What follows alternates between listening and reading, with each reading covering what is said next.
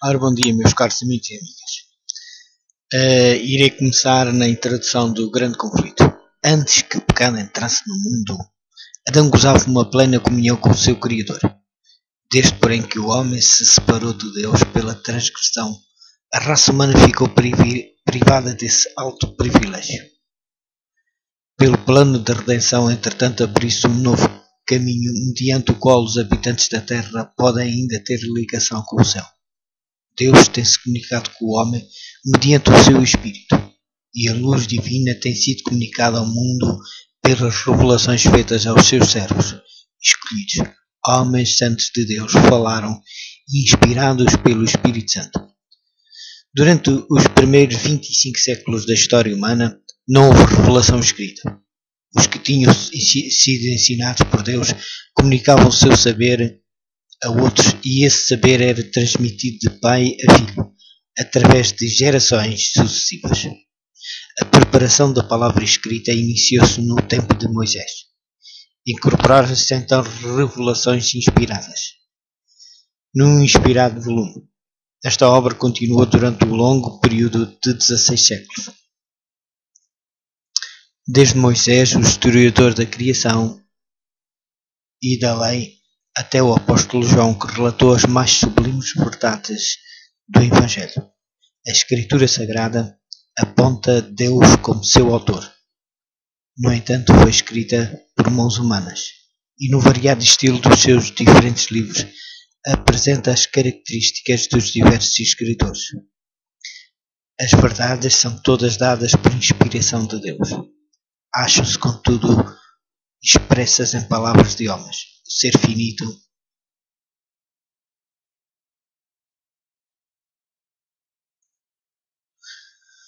O ser infinito, por meio do seu Santo Espírito, derramou luz no entendimento e coração dos seus servos. Deu sonhos e visões, símbolos e figuras, e aqueles a quem a verdade foi assim revelada concretizaram os pensamentos em linguagem humana. Os 10 mandamentos foram pronunciados pelo próprio Deus e por sua própria mão foram escritos. São de redação divina e não humana. Mas a Escritura Sagrada, com as suas divinas verdades expressas em linguagem de homens, apresenta uma união do divino com o humano. União semelhante existiu na natureza de Jesus Cristo, que era o Filho de Deus e o Filho do homem. Assim, a verdade é com relação à Escritura, como foi em relação a Jesus Cristo, que o Verbo se fez carne e habitou entre nós. Escritos em diferentes épocas por homens que diferiam largamente na posição social e ocupação em dotes mentais e espirituais, os livros da Bíblia apresentam vasto contraste no estilo, bem como diversidade na natureza dos assuntos explanados. Os vários escritores empregam diferentes formas de expressão. Muitas vezes a mesma verdade é mais incisivamente apresentada por um do que por outro. E como diversos escritores apresentam um dado assunto sob vários aspectos e relações, pode parecer ao leitor superficial, descuidado e imbuído de preconceitos, haver discrepâncias ou contradição, onde o pesquisador ponderado, reverente com a intuição mais clara, discerne a harmonia que jaz velada.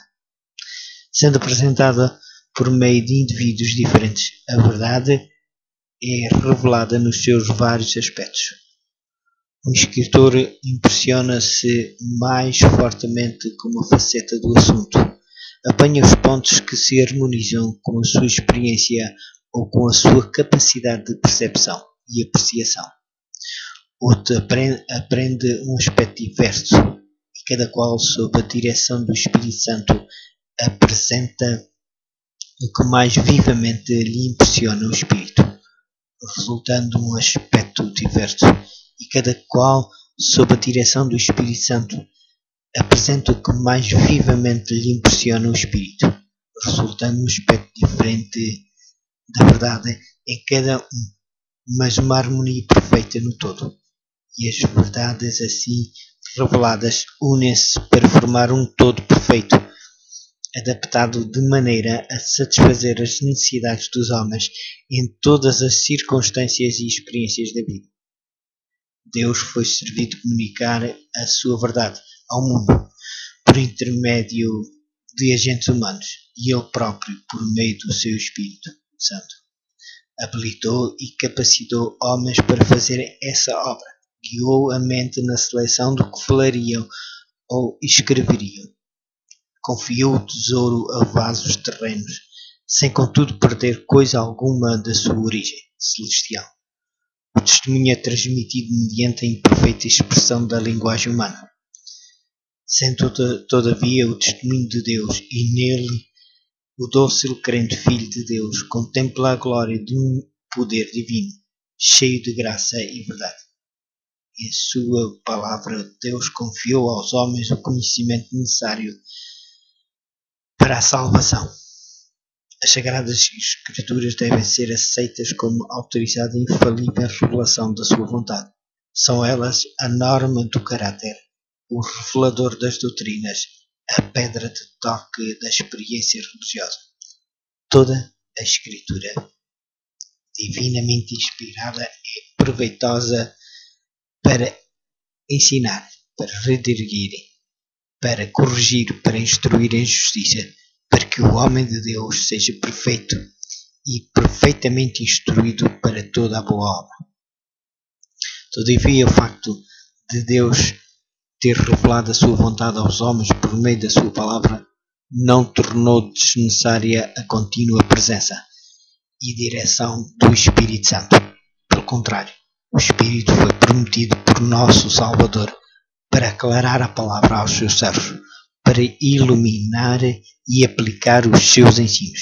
E visto que foi o Espírito de Deus que inspirou a Escritura Sagrada, é impossível que o ensino do Espírito seja jamais contrária ao da palavra. O Espírito não foi dado nem nunca poderia ser a fim de superpor-se à Escritura, pois esta explicitamente declara ser ela mesma a norma pela qual todo o ensino e experiência devem ser aferidos. Diz o apóstolo João: não creiais a todo o Espírito, mas provai se os Espíritos são de Deus, porque já muitos falsos profetas se têm levantado no mundo. E Isaías declara: à lei e ao testemunho, se eles não falarem segundo esta palavra, não haverá manhã para eles. Grande vitupério tem sido lançado sobre a obra do Espírito Santo, pelos erros das pessoas de certa classe, que pretendendo ser por ele eliminadas, professam não mais ter necessidade da direção da palavra de Deus. São governadas por impressões que consideram como a voz de Deus na alma, mas o Espírito que as dirige não é o Espírito de Deus. O seguimento destas impressões com negligência das Escrituras apenas pode levar à confusão, ao engano e à ruína. Serve simplesmente para favorecer os desígnios do maligno. Desde que o ministério do Espírito Santo é de vital importância que é para a Igreja de Cristo e é um dos ardis de Satanás, mediante os erros de extremistas e fanáticos, lançar o desdém na obra do Espírito e fazer com que o povo de Deus negligencie esta fonte de poder que Nosso Senhor mesmo proveu. De harmonia com a palavra de Deus, deveria o seu Espírito continuar a sua obra durante todo o período da dispensação evangélica. Durante os séculos em que a Escritura do Velho Testamento, bem como as do Novo Testamento, estavam sentadas, o Espírito Santo não cessou de comunicar luz à mente individual, independentemente das revelações que deviam ser incorporadas no canão sagrado. A Bíblia mesma relata como, mediante o Espírito Santo, os homens receberam advertências, reprovações, conselhos e instruções em assuntos de nenhum modo relativos à outorga das Escrituras, e faz menção de profetas de épocas várias, de cujos discursos nada há registado. Semelhantemente, após a conclusão do canone das Escrituras, o Espírito Santo deveria deveria ainda continuar a sua obra para esclarecer, advertir e confortar os filhos de Deus. Jesus Cristo prometeu aos seus discípulos: quando vier aquele Espírito de verdade, ele vos guiará em toda a verdade e vos anunciará o que há de vir. As Escrituras claramente ensinam que estas promessas, longe de se limitarem aos dias apostólicos, se estendem à Igreja de Jesus em todos os séculos. O Salvador afirma aos seus seguidores: estou convosco todos os dias, até a consumação dos séculos. E o apóstolo Paulo declara que os dons e manifestações do Espírito foram postos na Igreja para o aperfeiçoamento dos santos, para a obra do ministério, para a edificação do corpo de Cristo, até que todos cheguemos à unidade da fé e ao conhecimento do Filho de Deus, a varão perfeito, à medida da estatura completa de Cristo. Pelos crentes de Éfeso, o apóstolo orou para que o Deus de nosso Senhor Jesus Cristo, o Pai da glória, vos dê em seu conhecimento o espírito de sabedoria e revelação, tendo iluminado os olhos do vosso entendimento, para que saibais qual seja a esperança da sua vocação e qual a sobreexcelente grandeza do seu poder sobre nós, os que cremos, o ministério do Espírito Divino, iluminando o entendimento e abrindo a mente às profundas coisas da Santa Palavra de Deus. Foi a bênção que o apóstolo Paulo assim rogou para a igreja de Éfeso. Depois da maravilhosa manifestação do Espírito Santo no dia de Pentecostes, Paulo exortou o povo a arrepender-se e a batizar-se em nome de Jesus Cristo para a remissão dos seus pecados. E disse ele: recebereis o dom do Espírito Santo, porque a promessa diz respeito a vós, a vossos filhos e a todos os que estão longe, a tantos quantos Deus, nosso Senhor, chamar. Em imediata relação com as cenas do grande dia de Deus, o Senhor, pelo profeta Joel, prometeu uma manifestação especial do seu Espírito. Esta profecia recebeu um cumprimento parcial no derramamento do Espírito, no dia de Pentecostes, mas atingirá o seu pleno cumprimento na manifestação da graça divina que acompanhará a obra final do Evangelho. O grande conflito entre o bem e o mal aumentará de intensidade até mesmo ao final do tempo. Em todas as épocas, a ira de Satanás se tem manifestado contra a Igreja de Cristo. Deus tem concedido a sua graça e Espírito ao seu povo para o fortalecer na resistência ao poder do maligno. Quando os apóstolos de Jesus Cristo estavam para levar o seu Evangelho ao mundo e registá-lo para todas as épocas futuras, foram especialmente dotados da iluminação do Espírito. Mas à medida que a Igreja se aproxima do seu livramento final, Satanás deverá agir com maior poder. Desce, tendo grande ira, sabendo que já tem pouco tempo. Operará com todo o poder e sinais e prodígios de mentira. Durante 6.000 anos, aquele Espírito superior que já fora o mais elevado dentre os anjos de Deus tem estado inteiramente entregue à obra de engano e ruína e toda a profundidade da perícia e astúcia satânica adquirida durante as lutas seculares. Toda a crueldade desenvolvida serão postas em ação contra o povo de Deus no conflito final. E neste tempo de perigo, os seguidores de Jesus devem levar ao mundo a advertência do segundo advento do Senhor. E deverá preparar-se um povo para estar em pé diante dele, na sua vinda imaculada e irrepreensíveis. Neste tempo, a concessão especial de graça e poder divino não é menos necessária à Igreja do que nos dias apostólicos. Mediante a iluminação do Espírito Santo, as cenas do prolongado conflito entre o bem e o mal foram patenteadas à autora destas páginas. diversas épocas do grande conflito entre Jesus, o príncipe da vida, o autor da nossa salvação, e Satanás, o príncipe do mal, o autor do pecado, o primeiro transgressor da santa lei de Deus. A inimizade de Satanás para com Jesus Cristo manifestou-se contra os seus seguidores. O mesmo ódio aos princípios da lei de Deus, o mesmo expediente de engano em virtude do qual se faz o erro parecer verdade, pelo qual a lei divina é substituída pelas leis humanas, e os homens são levados a adorar a criatura em lugar do Criador. Podem ser divisados em toda a história do passado os esforços de Satanás para representar de maneira falsa o caráter de Deus, para fazer com que os homens acariciem uma concepção errânea do Criador e assim o considerem com temor e ódio em vez de amor. O seu empenho para pôr de parte a lei divina, levando o povo a julgar-se livre dos seus requisitos, e a sua perseguição aos que ousam resistir aos seus enganos, tem sido perseguidos com persistência em todos os séculos.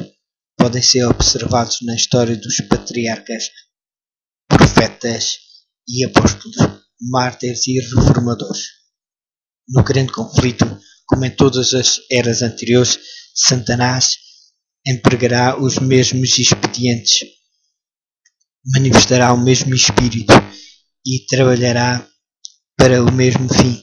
Aquilo que foi será, com exceção de que a luta vindoura se assinalará por uma intensidade terrível, tal como o mundo jamais testemunhou. Os enganos de Satanás serão mais subtis, os seus assaltos mais decididos. Se fosse possível, transviria os escolhidos, à medida que o Espírito de Deus me ia revelando à mente as grandes verdades da sua palavra e as cenas do passado e futuro, era-me ordenado tomar conhecido a outros o que assim fora revelado, delineando a história do conflito nas eras passadas e especialmente apresentando-a de tal maneira que lance luz sobre a luta do futuro que rapidamente se aproxima. Na percepção deste propósito, esforcei-me por selecionar e agrupar factos da história da Igreja, de modo a expulsar o desdobramento das grandes verdades, probantes que em diferentes períodos foram dadas ao mundo, as quais excitaram a ira de Satanás e a inimizade de uma Igreja que ama o mundo. Verdades estas que têm sido mantidas pelo testemunho dos que não amaram sua vida até à morte. Nestes relatos podemos ver uma prefiguração do conflito perante nós. Olhando-os à luz da palavra de Deus e pela iluminação do seu Espírito, podemos ver a descoberta, os ardis do maligno e os perigos que deverão evitar, os que serão achados irrepreensíveis diante do Senhor na sua vinda. Os grandes acontecimentos que assinalaram o progresso da reforma nas épocas passadas constituem assuntos da história bastante conhecidos e universalmente reconhecidos pelo mundo protestante. São factos que ninguém pode negar. Apresentei esta história de maneira breve, de acordo com o escopo deste livro e com a brevidade que necessariamente deveria ser observada, condensando os factos no menor espaço compatível.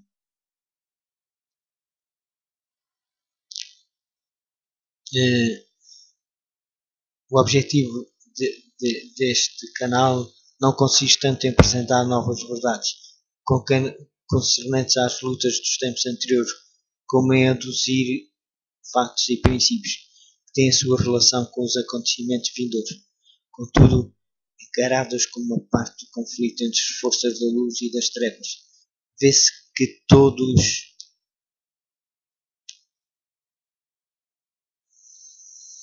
esses relatos do passado têm novo significado. Em meio deles projeta-se uma luz no futuro, iluminando a senda daqueles que, semelhantes aos reformadores do século passado, serão chamados, mesmo com perigo de todos os bens terrestres, para testificar da palavra de Deus e do testemunho de Jesus Cristo. desdobrar as cenas do grande conflito entre a verdade e o erro, revelar os ardides de Satanás e os meios por que lhe podemos opor eficaz mal a resistência, apresentar uma solução satisfatória do grande problema do mal, derramando a luz sobre a origem e a disposição final do pecado, de modo a manifestar-se plenamente a justiça e benevolência de Deus em todo o seu trato com as suas criaturas e mostrar a natureza santa e imutável da sua lei. Eis o objetivo deste canal, que mediante a sua influência muitas almas se possam libertar do poder das trevas e tornar-se participantes da herança dos santos, na luz para o louvor daquele que nos amou e se deu a si mesmo por nós. É a minha fervorosa oração.